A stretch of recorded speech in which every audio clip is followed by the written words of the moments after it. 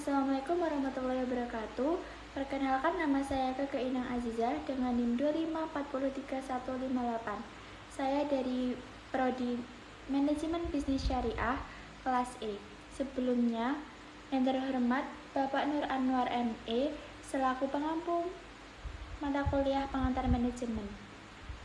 Saya di sini akan menjelaskan materi dari kelompok 7 yang berjudul Pendelegasian Wewenang dan Asas Pendelegasian. Langsung saja, apa yang dimaksud dari pendelegasian wewenang dalam konteks manajemen? Jadi berdasarkan Kamus Besar Bahasa Indonesia, delegasi adalah seorang yang diutus oleh sebuah organisasi, biasanya ditunjukkan untuk mengikuti forum diskusi atau musyawarah di mana delegasi bertindak sebagai perwakilan organisasi tersebut. Pada umumnya, delegasi didefinisikan sebagai orang yang dipercayai oleh satu dan keseluruhan organisasi untuk berpartisipasi dalam kegiatan tertentu atas nama organisasi tersebut. Jadi, ketua memberikan delegasi sebagian wewenang dan tanggung jawab untuk menjalankan perwakilannya. Pendelegasian sebaliknya adalah proses terorganisir dalam suatu keorganisasian yang melibatkan anggotanya dalam membuat keputusan, memimpin, dan melaksanakan tanggung jawab yang erat kaitannya dengan pemastian tugas. Secara sederhana, pendelegasian adalah tindakan yang memberikan tugas, kekuasaan, hak, tanggung jawab, dan kewajiban kepada anggota organisasi dengan posisi mereka dalam organisasi. Selain itu, beberapa manfaat delegasi juga dapat dijabarkan oleh Rusli Jacob sebagai berikut. Yang pertama, memberikan kesempatan bawahan untuk belajar dari kesalahan dan kesuksesannya, bertumbuh kembang dalam karir, serta berprestasi atas pendelegasian yang sudah dilakukan. Kemudian yang kedua, memotivasi semua fungsi pada organisasi untuk memiliki orientasi pada target dan kualitas tersebut. Yang ketiga, memaksimalkan potensi anggotanya yang ada di dalam sebuah organisasi agar turut berperan sesuai kemampuannya dalam mengembangkan organisasi tersebut.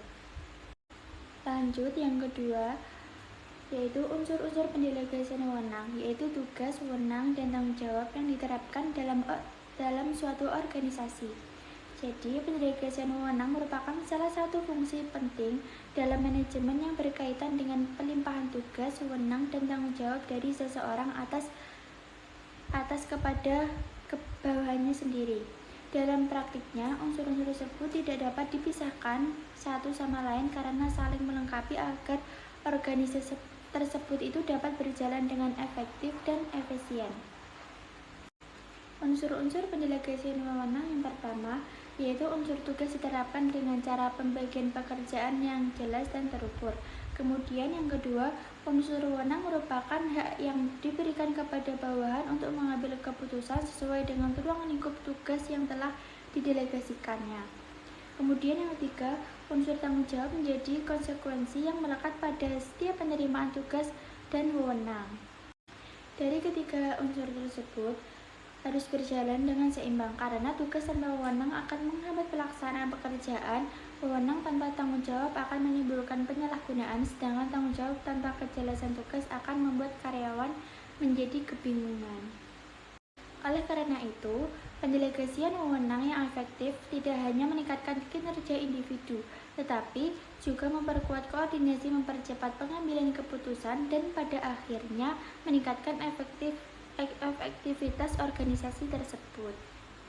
Dengan demikian, penerapan unsur-unsur pendelegasian wewenang dalam organisasi menjadi instrumen penting dalam mencapai tujuan manajerial karena melibatkan kejelasan distribusi tugas, pemberian wewenang yang sepadan, serta tanggung jawab yang terukur.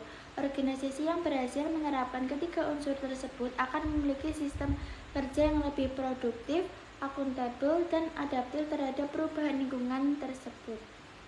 Kemudian yang ketiga, faktor-faktor yang menjadi hambatan dalam pelaksanaan pendelegasian wewenang dalam manajemen. Jadi yang pertama, yaitu rendahnya kepercayaan pimpinan kepada bawahannya membuat pendelegasian hanya bersifat formalitas tanpa pelimpahan keputusan yang nyata. Kemudian yang kedua, tugas yang diberikan tidak disertai dengan kejelasan peran dan batasan kewenangan, menimbulkan kebingungan pegawai dan seringkali menimbulkan konflik dalam organisasi tersebut. Kemudian yang ketiga, komunikasi yang tidak efektif antara pemimpin dan bawahan menjadikan penyebab utama gagalnya delegasi karena menuntut adanya komunikasi dua arah yang jelas. Jadi, kesimpulan dari materi ini yaitu berdasarkan pengertian tersebut, maka dapat diketahui pendelegasian wewenang adalah sebagai pelimpahan wewenang dan tanggung jawab formal kepada orang lain atau bawahannya untuk melaksanakan kegiatan tertentu. Atau lebih rincinya itu dapat disebut menyerahkan tugas, kewenangan, hak dan tanggung jawab, kewajiban dan pertanggungjawaban kepada bawahan. Pendelegasian wewenang diperlukan agar suatu organisasi dapat menggunakan sumber dayanya secara efisien. Jadi seseorang pemimpin perusahaan sebagai manusia biasanya mempunyai waktu, kemampuan dan perhatian yang sangat batas, maka tidaklah mungkin seorang pemimpin dapat melaksanakan tugasnya sendiri. Sungguh pun pemimpin itu harus menjawab pelaksanaan tugasnya dengan sebaik mungkin. Mungkin cukup sekian dari saya, kurang lebihnya mohon maaf apabila ada salah atau perkataan yang tidak jelas. Wassalamualaikum warahmatullahi wabarakatuh.